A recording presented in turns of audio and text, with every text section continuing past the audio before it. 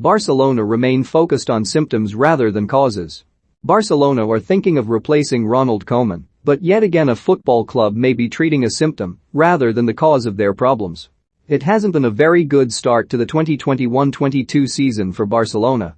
Their recent 2-0 defeat at Atletico Madrid may have been their first defeat of the league season, but previous results had not been exceptional, while their disastrous start in the Champions League leaves them bottom of their group and already facing an uphill battle to avoid elimination in the group stages for the first time in 21 years. In La Liga, they kicked off as though nothing much had changed during the summer with a 4-2 win against Real Sociedad at Camp Nou. But since then, results have taken a noticeable turn for the worse.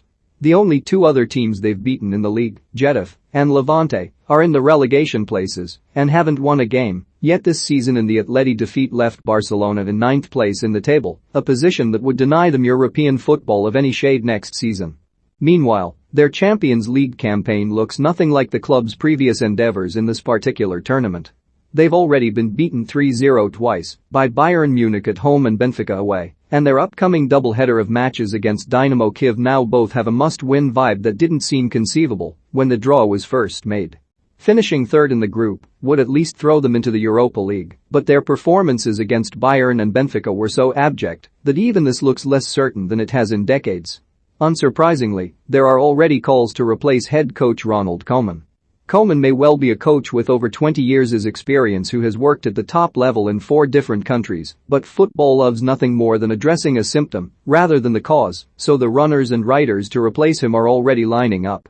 Among them are Xavi, a Barcelona legend, but also someone whose only managerial experience has been a couple of years in Qatar with Al Sadd South Carolina, Marcelo Gallardo, who was named the best football coach in the Americas in 2019 by the Uruguayan newspaper El País, but who's never coached in Europe, Andrea Pirlo, whose sole season of coaching at Juventus last year was less than stellar, Robert Moreno, whose Granada team are currently 4th from bottom in La Liga, and Roberto Martinez, who hasn't been involved in club football for 5 years.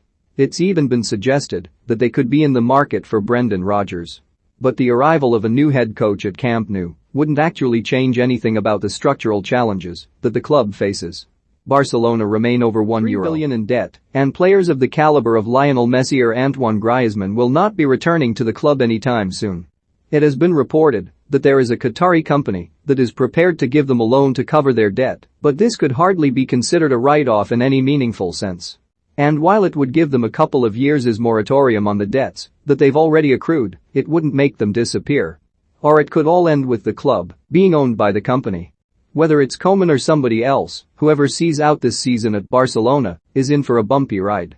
The club has just announced record-breaking losses for the 2020-21 season of €481 million, with their revenue having dropped by 26% to €224 million and expenses having increased by 19% to a record figure of €1.14 billion. Against this sort of financial background, it's difficult to imagine that Barcelona will be back to spending significant amounts of money in the transfer market in the immediate future.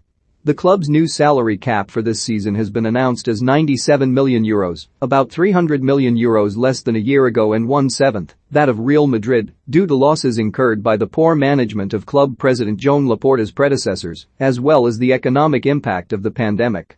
It's the 7th highest wage cap in La Liga, not an amount of money likely to lead to a triumphant end of season. And there isn't going to be much money available for transfers, with CEO Ferran Reverter having also confirmed that the club is unlikely to have much more than €20 million to spend on players once the transfer window reopens in January. What Barcelona are discovering is that, yes, the transfer market can suck if you have to give consideration to how much any player you want to bring in actually costs. Among the players now being linked with them are Raheem Sterling, Dani Olmo and Divock Origi, but with their wage budget having been slashed by 80% and very little to spend on transfer fees, even these players start to look a little ambitious. Barcelona are currently hit by a conflation of issues that changing one man is unlikely to solve.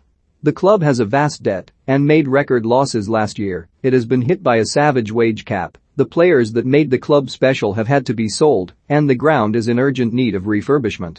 On the latter, there is some good news. The funding for the stadium redevelopment is ring-fenced. But getting back to financial liquidity is the most pressing of all their problems, because the truth of the matter is that they cannot afford the lifestyle they want to live.